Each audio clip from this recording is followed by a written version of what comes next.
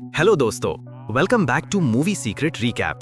Film का पहला scene एक कैद आदमी रे ब्रैडस्टोन को दिखाता है जो एक वुमन से फोन पर बात कर रहा है। उसी वक्त एक दूसरा कैद आता है और कॉन्वर्सेशन इंटरप्ट करता है। रे कॉन्फ्लिक्ट्स अवॉइड करने की कोशिश करता है, लेकिन जब वो कैद बकबक करता रहता है तो वो एक्शन लेता है। एक ही पंच से वो उसे नॉकआउट कर देता है। कुछ दिन बाद रे फाइनली कैद से रिलीज हो जाता है, 7 साल की सजा काटने के बाद। जाने से पहले वो कुछ बुक्स जो वो पढ़ रहा था प्रिजन वार्डन को दे देता है। जल्दी ही एक आदमी फिलिप लरू अपनी अच्छी कार में आता है और रे को एक बैंक रॉब करने के लिए इनवाइट करता है। पता चलता है कि फिलिप उसके पिछले क्राइम्स में उसका अकम्प्लिस था। फिलिप उसे एक और रॉबरी में शामिल होने के लिए कन्विंस करने की कोशिश करता है और अपनी कार में राइड भी ऑफर करता है। ये सब सुनकर रे हॉल्ट हो जाता है और कार ड्राइव करने की अपनी डिजायर एक्सप्रेस करता है। रे को कन्विंस समझते हुए फिलिप उसे ड्राइवर सीट पर बैठने देता है, लेकिन रे ड्राइव अवे हो जाता है, उसे पीछे छोड़कर। जब वो अपने घर पहुंचता है तो अपनी वाइफ लिन ब्रैडस्टोन और डॉटर सैली ब्रैडस्टोन की पिक्चर देखता रहता है, उन्हें जल्दी देखने की होप में। कैद में लंबा वक्त बिताने के बाद वो अब एक बेहतर इंसान बनने और अपनी सारी बुरी आदतें छोड़ने का डिसाइड करता है। अगले दिन रे अपनी वाइफ लिन ब्रैडस्टोन और अपनी डॉटर सैली ब्रैडस्टोन से मिलने जाता है। भले ही उसने उसे लंबा वक्त नहीं देखा था, लिन का नेगेटिव रिएक्शन होता है और वो एक्सप्रेस करती है कि वो उसके साथ नहीं रहना चाहती। वो बिलीव करती है कि वो इररिस्पॉन्सिबल और अनट्रस्टवर्दी है, क्योंकि वो एक हस्बैंड और फादर के रूप में अपनी ड्यूटीज और रिस्पॉन्सिबिलिटीज फुलफिल नहीं कर पाता। जब वो कॉन्वर्स कर रहे होते हैं, सैली स्कूल से वापस आती है और अपनी मदर की तरह वो भी उसकी प्रेजेंस से बॉदर्ड होती है। इसके बाद मदर और डॉटर अंदर चले जाते हैं और उस पर दरवाजा बंद कर देते हैं। अगले दिन रे सैली के स्कूल में आता है और उसे अपोलोजाइज करता है, लेकिन वो अभी भी उससे डिसअपॉइंटेड है।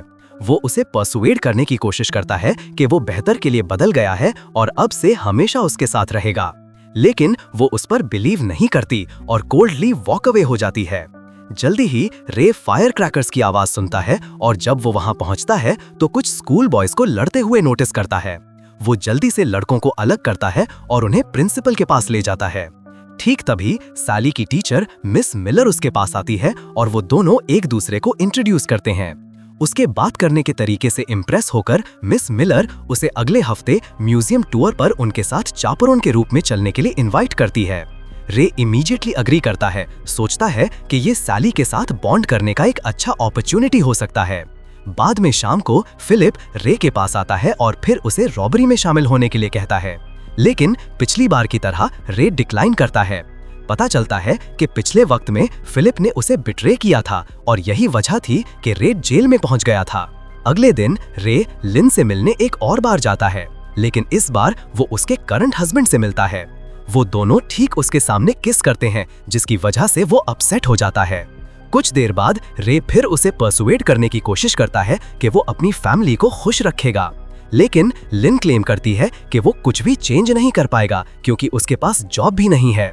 ये रिकॉग्नाइज करते हुए कि उसे पैसे चाहिए, रे जॉब की तलाश में कई ऑर्गेनाइजेशंस में जाता है, लेकिन अपने क्रिमिनल रिकॉर्ड एप्लीकेशन की वजह से ऑलमोस्ट इमीडिएटली रिजेक्ट हो जाता है। उसका दिन और भी खराब हो जाता है जब उसे पता चलता है कि उसका अपार्टमेंट जल रहा है। कुछ और करने को ना होने की वजह से रे रिलक्टेंटली फिलिप की टीम में शामिल होने का डिसाइड करता है उनके बैंक रॉब करने के प्लान में। नेक्स्ट सीन में हम रे, फिलिप और 2 दूसरे अकम्प्लिसेस को बैंक की तरफ ड्राइव करते देखते हैं। रास्ते में गोल्डी बकबक करना बंद नहीं करता तो रे एक्सप्लेन करता है कि प्रिजन के बारे में उसे एक ही चीज पसंद थी, वो थी उन सबसे दूर रहना। जब वो अपनी डेस्टिनेशन पर पहुंचते हैं, फिलिप और 2 दूसरे अपने मास्क पहनते हैं और बैंक में ब्रेक इनटू करते हैं, जबकि रे को कार में उनका इंतजार करने का इंस्ट्रक्ट किया जाता है। इंतजार करते वक्त रे को सैली और उसके क्लासमेट्स को म्यूजियम टूर के लिए बस बोर्ड करते हुए नोटिस होता है। वो फिर उनके साथ पिछले वक्त में बिताए क्वालिटी टाइम्स रेमिनिस करता है। ये प्लेजेंट मेमोरीज उसे रियलाइज करवाती हैं कि वो अब जो कर रहा है वो गलत है और नतीजे के तौर पर वो कार से बाहर निकलता है, कीज बुशेस में फेंक देता है और वॉक अवे हो जाता है। इसके बाद वो स्टूडेंट्स के साथ बस बोर्ड करता है और उनके ट्रिप के लिए चापलॉन के रूप में सर्व करता है। जब सैली उसे नोटिस करती है तो वो एंग्री हो जाती है और उसे उतारने को कहती है, लेकिन वो उसे इग्नोर करता है, बिलीव करता है कि अगर वो चला गया तो अपनी डॉटर फॉरएवर लूज कर देगा।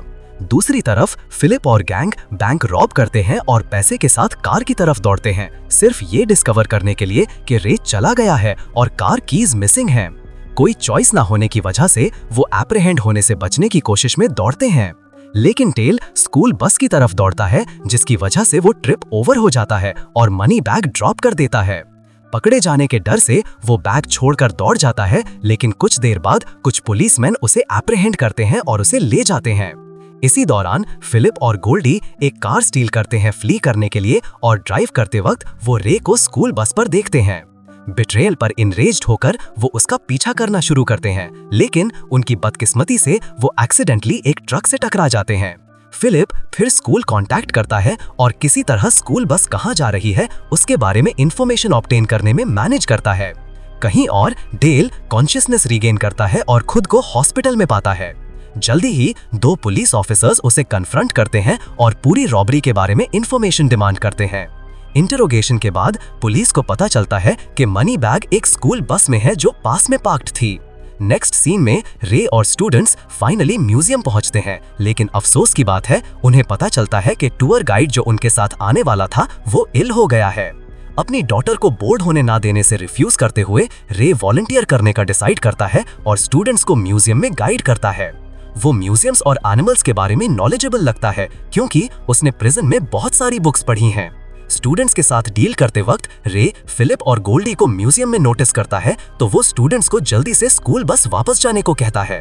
वो फायर अलार्म भी एक्टिवेट करता है, जिसकी वजह से सारे विजिटर्स बाहर दौड़ते हैं। इसके बाद जब कोई नहीं देख रहा होता, वो उन दोनों को रेस्टरूम में कन्फ्रंट करता है और उन्हें पीटता है। फिर वो एक्सप्लेन करता है कि उसने अपना माइंड चेंज कर लिया है और अब उनके साथ इन्वॉल्व्ड नहीं रहना चाहता। इसके बाद रे स्टूडेंट्स को उनके स्टडी टूर की अगले लोकेशन तक ड्राइव करता है। जब वो अपनी डेस्टिनेशन पर पहुंचते हैं, वो उनके उतरने का इंतजार करता है और फिर बस ट्रंक सर्च करता है। सरप्राइजिंगली उसे मनी वाला बैग मिलता है। शुरू में ग्रीड उसके माइंड में आ जाती है और वो उसे रखने का सोचता है, लेकिन जल्दी ही उसे अपनी फैमिली याद आती है और पैसे वापस करने का डिसाइड करता है। इस ऑर्डील को खत्म करने के लिए वो फिलिप को कॉल करता है, जो स्ट्रीट के उस पार खड़ा है और मनी बैग के साथ उनकी तरफ बढ़ता है। लेकिन उसी वक्त पुलिस आती है, जिसकी वजह से थग फ्ली हो जाता है। फिलिप और गोल्डी सस्पेक्ट करते हैं कि रे उन्हें सेटअप करने की कोशिश कर रहा था, तो वो रे को पकड़ने में एक मैक्सिकन माफिया गैंग की असिस्टेंस इनलिस्ट करने का डिसाइड करते हैं। उसी दोपहर रे और स्टूडेंट्स अपने होटल ड्राइव करते हैं और मिस मिलर उन्हें इंस्ट्रक्ट करती है कि जैसे ही वो पहुंचे चुपचाप अपने रूम्स में सेटल हो जाएं। रे मनी बैग लेता है और अपने रूम में एंटर करता है। वो फिर फिलिप को कॉल करता है और उसे होटल से पैसे उठाने को कहता है, जहां वो करंटली स्टे कर रहा है। लेकिन फिलिप, जो बिलीव करता है कि रे ने उसे डबल क्रॉस किया है, डिमांड करता है कि वो पैसे एक और सिक्योर और हिडन लोकेशन पर डिलीवर करे। जब रे डिस्कस कर रहा होता है, सैली वहां आती है और उसे हार्ड टाइम देने को अपोलोजाइज करती है। फिर फादर और डॉटर की लंबी सेपरेशन के बाद एक प्लेजेंट रियूनियन होती है। शाम को वो उसे एक म्यूजिक शॉप और फिर एक रेस्टोरेंट ले जाता है। इस तरह वो दोनों अपने सारे डिफरेंसेस सॉर्ट आउट करना शुरू करते हैं। इस सब के बीच कई डिटेक्टिव्स होटल में आते हैं और मिस मिलर से रे के वेयरअबाउट्स के बारे में क्वेश्चन करते हैं। वो उसे इन्फॉर्म भी करते हैं कि रे बैंक रॉबरी केस में एक सस्पेक्ट है, जिसकी वजह से वो फ्रीक आउट हो जाती है। थोड़ी देर बाद रे सैली को होटल तक छोड़ता है और सजेस्ट करता है कि वो अपने फ्रेंड्स के साथ वक्त बिताए, खासकर जॉश के साथ, जो उसे पसंद लगता है। सैली अपने फादर के साथ अच्छा वक्त बिताने के बाद खुशी खुशी वापस आती है, लेकिन उसकी जॉय शॉर्ट लिव्ड होती है जब वो रे पर रॉबरी का चार्ज लगने की न्यूज देखती है। इनरेज्ड होकर वो तुरंत उसे कन्फ्रंट करती है, क्लेम करती है कि उसने उस पर दोबारा ट्रस्ट करके गलत किया। लेकिन रे अपनी डॉटर को इतनी आसानी से गिव अप करने को तैयार नहीं है। वो उसे सब कुछ बताता है जो हो रहा है और ये फाइनली सैली को काम डाउन करता है। इसी दौरान वो पास में डिटेक्टिव्स नोटिस करता है और रियलाइज करता है कि वो एक टारगेट है, तो वो सैली से अपने रूम से मनी बैग लेने को कहता है। बैग ऑब्टेन करने के बाद रे उसे अपने फ्रेंड्स ज्वाइन करने को कहता है जब वो पैसे वापस करने जाता है। सैली अग्री करती है और वापस चलना शुरू करती है, लेकिन बदकिस्मती से फिलिप और गोल्डी उसे अबडक्ट कर लेते हैं। इसी दौरान जब रे स्पेसिफाइड लोकेशन पर पहुंचता है तो उसे 3 मैक्सिकन गैंग मेंबर्स मिलते हैं। अनॉयड के उसे सेटअप किया गया था, वो एक ब्रूटल पनिशमेंट रिलीज करता है और तीनों को पल भर में डिफीट कर देता है। जल्दी ही उसे फिलिप का फोन कॉल रिसीव होता है जो रिवील करता है कि उसकी डॉटर किडनैप हो चुकी है। इनरेज्ड रे उसे वॉर्न करता है कि सैली को चोट ना पहुंचाए वरना एंड बैडली होगा, लेकिन फिलिप अनफेज्ड है और उसके बजाय रे को एक सीक्रेट लोकेशन पर समन करता है एक्सचेंज करने के लिए। वक्त बर्बाद किए बिना रे कैब हेल करता है और उस लोकेशन की तरफ बढ़ता है।